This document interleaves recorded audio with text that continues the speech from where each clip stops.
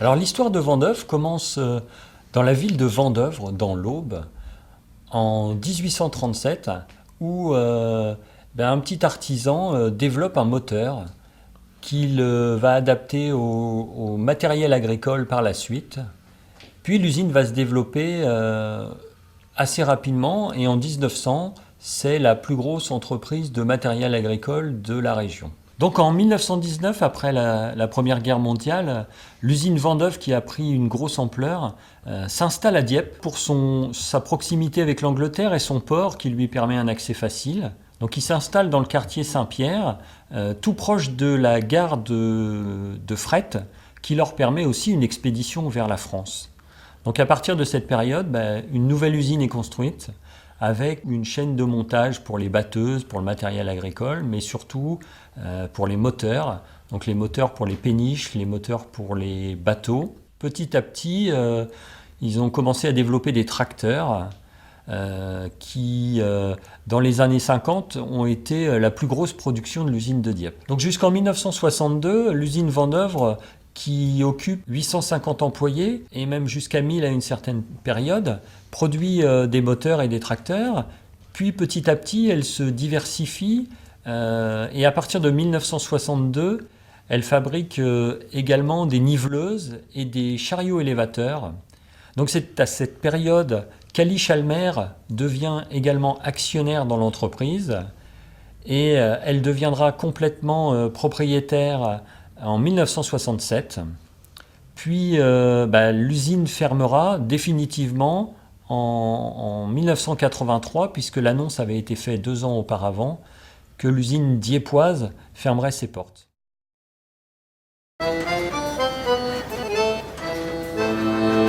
Alors je suis rentré le 22 janvier 40.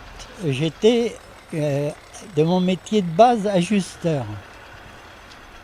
Alors j'ai travaillé sur différentes machines, sur un étolimeur.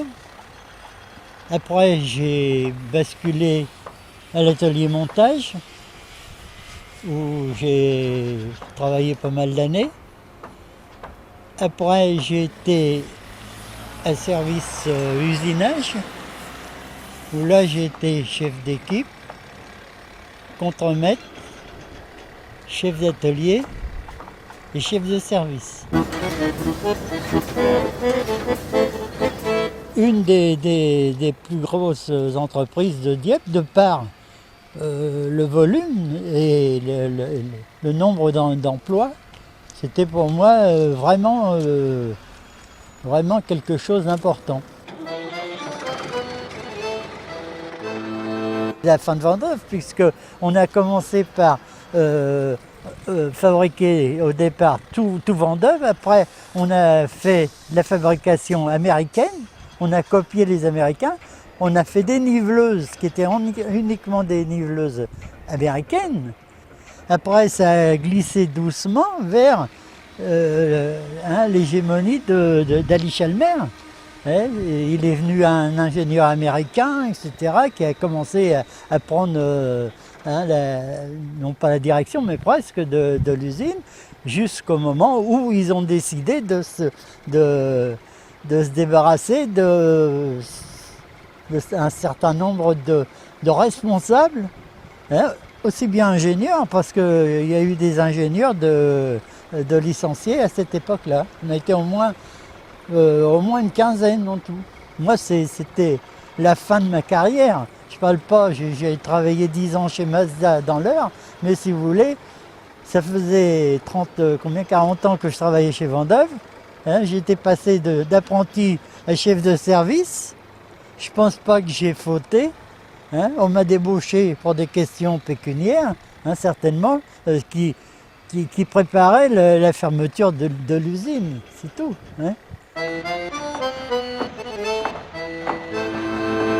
Là, on a vécu la guerre ici, on a vécu la guerre. Quand on parle de ce bâtiment là, qui est là, ils ont fabriqué des obus là-dedans. Et c'était des femmes qui fabriquaient les obus.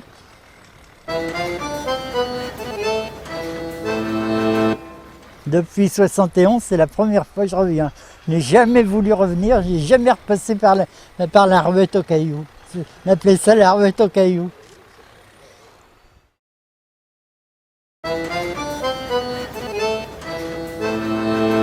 Le 2 novembre 48, et j'ai fini en 86.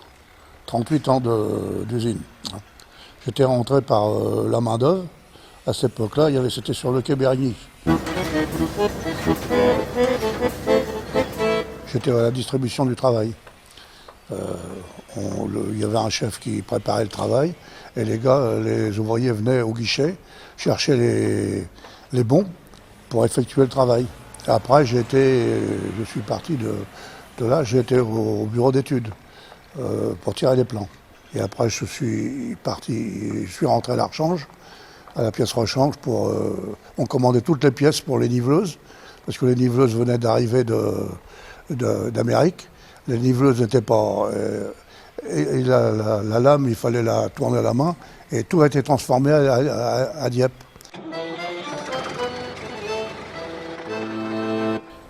Moi, quand je suis rentré, ils faisaient les dernières batteuses. Ah, mais moi, je n'ai pas connu, c'est les dernières qu'ils ont fait, elles sont parties en 48. Et après, on a fait beaucoup de pièces de moteur ici, parce qu'ils ont fait une fonderie. Dernier modèle, ils avaient fait une fonderie, d'ailleurs qu'on n'a pas eu longtemps, parce que ça a fermé malheureusement. Et après, on a fait les chariots élévateurs à l'échelle Mers. Pour l'usine, c'était un bien parce que ils se sont dit on va faire des chariots. Comme les tracteurs commençaient on a dit on va faire les chariots, et puis ils ont fait les chariots élévateurs. Donc ça a quand même donné du travail et on avait les groupes électrogènes aussi. Les groupes électrogènes, là, ça marchait. Hein. Parce que l'armée nous en prenait je ne sais pas combien par an. Hein. Et puis après, les Américains ont vendu. Et puis comme ils n'ont pas trouvé l'acheteur tout de suite, alors ils ont liquidé tout. Et on avait encore des commandes.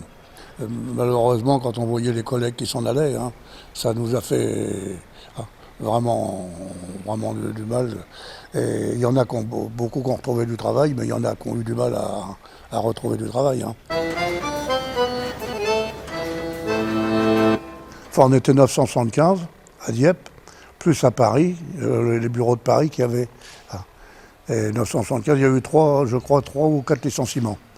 Et on était resté à la fin à 220 par là. Quand ils ont fermé, on était encore 220. Et nous sommes restés, on était encore 14 ou 15 à la pièce rechange. Donc j'ai fini ma carrière ici. J'avais 38 ans ici. Ah oui, il y avait beaucoup d'activités, il y avait des voyages. On a été en Angleterre, on a été en Hollande, on a été en Belgique, Ah oui, tous les ans, il y avait un voyage. Hein. Les arbres de Noël tous les ans. Bon, d'ailleurs, on était obligé de faire 2 séances, parce que comme il y avait au moins 1000 enfants, alors on était obligé de faire 2 séances. Les premiers, on les a fait à la salle des bains chauds, où est le casino maintenant. On faisait 2 arbres de Noël, puis après on l'a fait au Royal, on l'a fait un petit peu partout. Alors j'ai fait le clown pendant une quinzaine d'années, des clowns, des pièces de théâtre, et puis on faisait tout l'arbre de Noël. On a eu un directeur sensationnel. C'était un vrai père de famille. Hein. Ça va faire plaisir, surtout de voir tous les copains. Parce qu'en partie, moi j'étais dans les bureaux, mais enfin, j'étais avec les gars de l'atelier, hein, comme je distribuais le travail, et puis, ça fait plaisir quand même de le voir. Ça fait moins plaisir que quand il y a 3 mois que j'ai été 4 fois à l'enterrement dans un mois pour les collègues, malheureusement.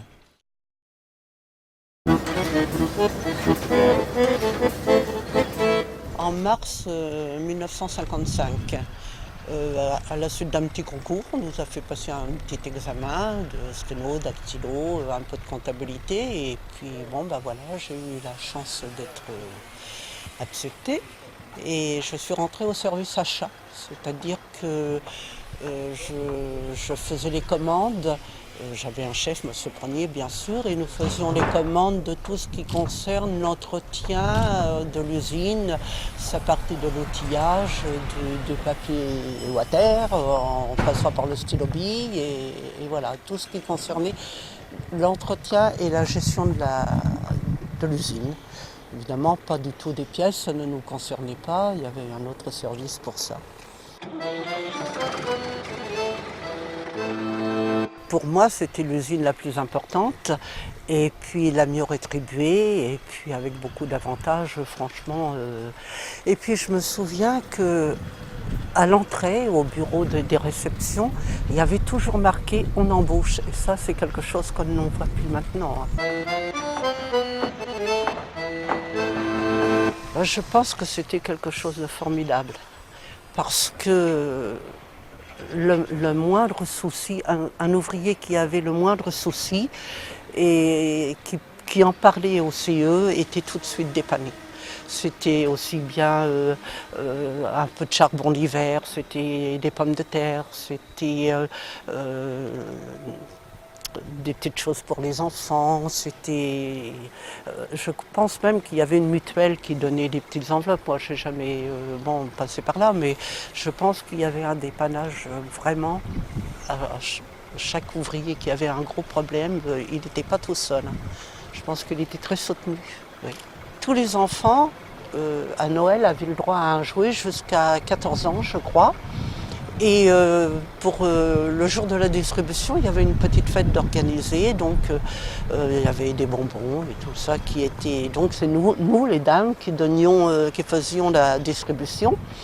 Et on organisait également une petite fête, des petites scénettes. Donc voilà, j'ai été un jour marchande de fromage. Toutes les dames étaient demandées pour participer et aider. Il y a eu une sortie Mont-Saint-Michel, il y a eu une sortie Versailles. Celle que tout le monde doit se souvenir, c'est la sortie en Angleterre, où nous sommes partis le matin avec une tempête formidable. Tout le monde malade sur le pont, tout le monde vomir de partout. C'était vraiment quelque chose. Mais bon, au retour, c'était mieux. Et puis, ça a été une journée aussi formidable.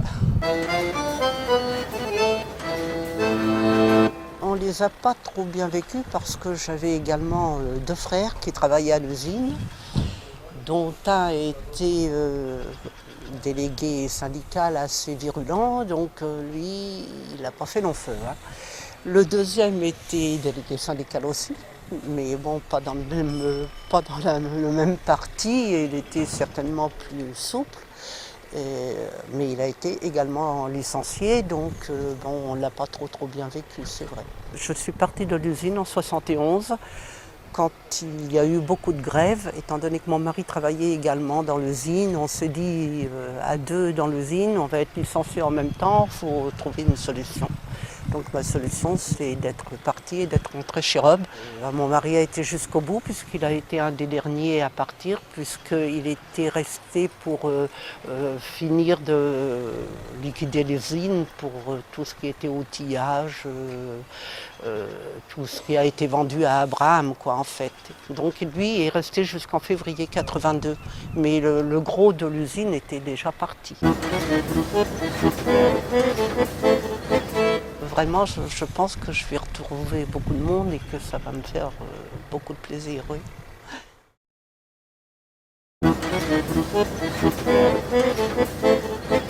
J'y suis rentré en 1957.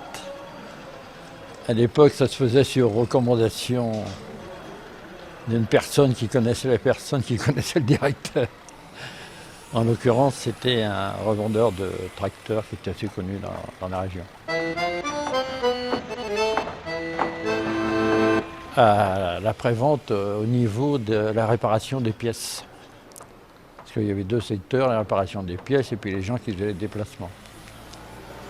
Alors on réparait des pièces, on rénovait des vilebrequins, des pompes à eau, etc., etc. J'ai commencé par faire ça. Ensuite, je suis passé à l'outillage, là où on préparait les outils, comme le nom l'indique. pour les différentes machines-outils de la fabrication. Dans la foulée, comme c'était quand même l'ancien métier que je recherchais, je suis repassé au dessin. Mais au dessin de la fabrication. C'est-à-dire que le travail consistait à faire des montages qui permettaient d'usiner les pièces. Montage d'outillage pour le fraisage, pour le tour, etc. etc. Et puis, la maison a été rachetée d'abord partiellement, puis totalement, je crois, par Alice Chalmers. Et à ce moment-là, on a eu besoin des dessinateurs, mais au bureau d'études, carrément pour traduire les plans qui arrivaient des États-Unis et les adapter aux normes françaises, ce qui n'était pas toujours facile. Il fallait se promener entre les pouces et les inches par square carré, les centimètres par pouce carré, etc. etc. C'était l'essentiel de mon travail. Et puis traduire les courriers qui arrivaient quand même des États-Unis et qui accompagnaient les plans qui nous arrivaient. Eh bien, d'après ce qu'on a pu constater à l'époque, c'était la toute première, je crois, tout au moins pendant une période, avant le déclin qu'on a tous malheureusement connu, puisqu'on se promenait autour des 900 ouvriers, 900 employés, 900 personnes. Eh bien, ça faisait plaisir aux demoiselles parce qu'elles pensaient qu'elles avaient un futur prétendant qui aura les moyens de soutenir le ménage. C'est peut-être une légende. L'arrivée d'Alice Chalmers, je l'ai assez bien vécu puisque ça m'a fourni un travail pendant plusieurs années. La fin elle-même, je ne l'ai pas vécue complètement puisque j'ai changé d'usine, je suis parti chez Alpine pour être plus précis. Mais effectivement, c'était des mauvais moments, les différents défilés qu'on a connus, 68 entre autres. C'est pas forcément des bons moments, encore que dans cette période de 68, il y avait des rapprochements qui se faisaient. Par exemple, le soir, quand il y avait des types de nuit, il y a des gens qui amenaient des jeux ou qui amenaient des photos. Ça a permis une fraternisation qu'on ne connaissait pas forcément auparavant, même si on était bien copains avec les collègues. C'était un petit peu différent. Mon unique participation était consacrée au moment de Noël, aux arbres de Noël qui étaient offerts aux enfants des employés et des ouvriers de la maison, qui nous réservaient des moments assez joyeux. Parce qu'il y avait toujours la pièce de théâtre, et puis il y avait une espèce de troisième mi-temps aussi entre les différents acteurs. Enfin, de bons moments, quoi. Et vous avez fait quoi comme acteur? J'ai joué aux urnes citoyennes. J'étais une des citoyennes avec mon ami Michel. Il y a celle du passage hebdomadaire du grand patron, M. Lancrenon, qui passait un peu pour une terreur parmi les employés. Alors effectivement, c'était un moment qui pouvait être assez drôle parce que les gens percevaient cette arrivée de différentes façons.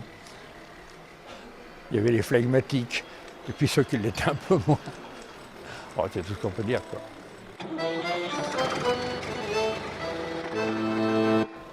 De rencontrer les anciens collègues, ça fait plaisir, tout au moins ceux qui sont toujours là, parce que malheureusement, parmi eux, il y en a beaucoup qui sont disparus. Et puis c'est quand même très émouvant de revenir dans des lieux où on a passé une partie de sa jeunesse, même quand c'était une jeunesse un peu avancée. C'est toujours très émouvant, oui.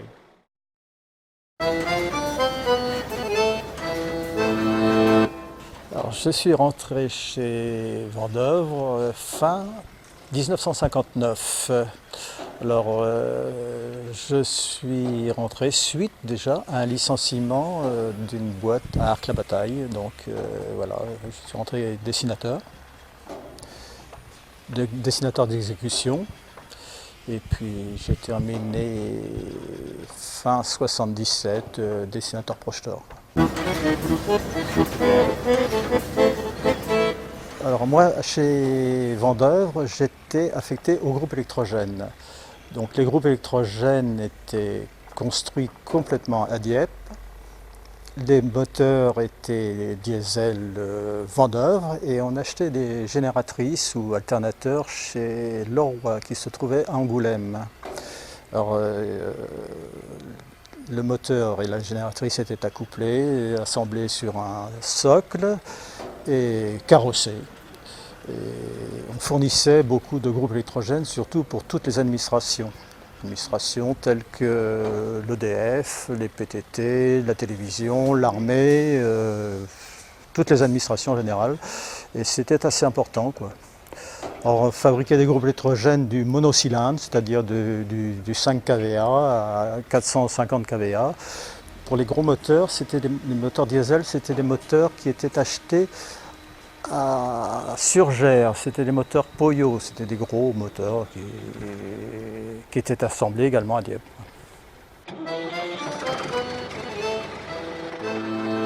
Quand on entrait chez Vendeuvre, tout le monde disait oh oui, c'est bien, c'est une bonne place. C'est vrai qu'on était pécuniairement, c'était pas mal payé vis-à-vis de la place. Et puis il y avait une renommée importante quand même. Mais on était payé, mais aussi en revanche, on faisait jusqu'à 52 heures, 53 heures par semaine quand même.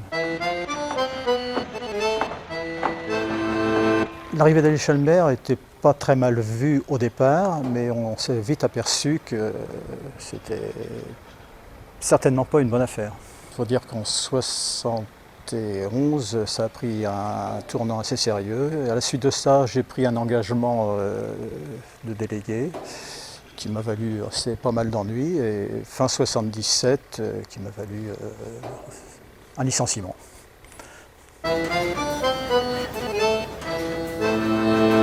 Il avait été créé un comité d'entreprise qui gérait un service achat pour les gens, et ensuite il y avait aussi un comité d'entraide qui après est devenu mutuelle d'entreprise.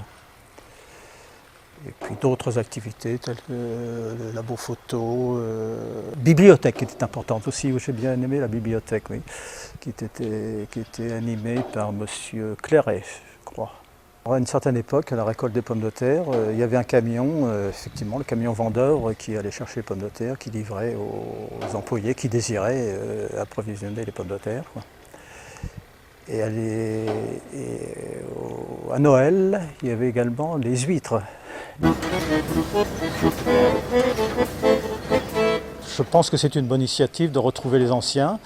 Maintenant, est-ce que on va se reconnaître, parce qu'on s'est un peu perdu de vue depuis pour moi, fin 77, quoi. Je pense que ça va être intéressant.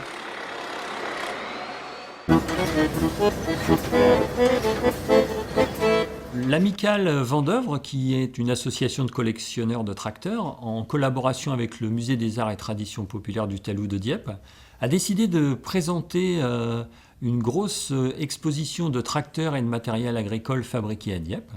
Et dans ce cadre, l'association a décidé de monter un fonds de participation des habitants avec les anciens ouvriers de l'usine, et ce qui a permis de présenter une exposition sur l'histoire de cette usine et de ses employés.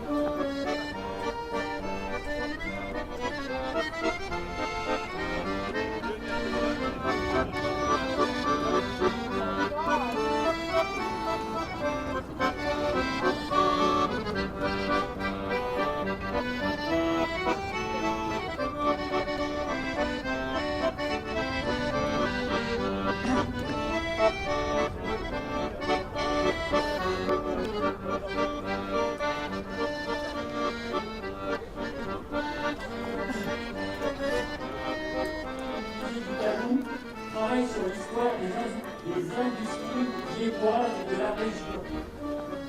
Et nous avons organisé ce grand rassemblement vendeur à l'Ichalmer. Donc vous êtes